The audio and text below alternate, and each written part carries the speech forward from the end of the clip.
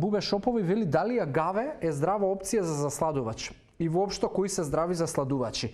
Бубе, агаве е едно растение кое што е пустинско и во Мексико најмногу се расте и се одгледува и се бере. И практично она што можеби агавето не ни е познато, но текила на секој од нас не е познато. И текилата е производ од агаве.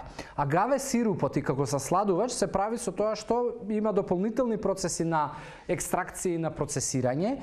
И оној агаве сируп кој што на крај се добива содржи 85% фруктоза, шекер, и некаде 15% гликоза.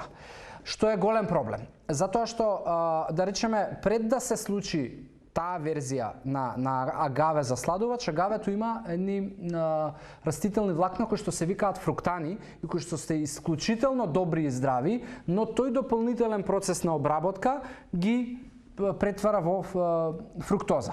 Шекер кој што нема метаболизам како што има гликозата, односно фруктозниот шекер се обработува од црниот дроб и кога има големи количини од фруктоза, се преоптоварува капацитетот на црниот дроб и при тоа се создава нов процес на липогенеза или во превод се создаваат триглицериди и депонирање на висцерални масти, замастување на црн дроб, афектирање врз панкреасот, така да голем проблем е големите количини на фруктоза кои што ги внесуваме. Тоа истото важи и за сите оние кои што сте фанатици за овоше, се со цел за да нели биде здраво.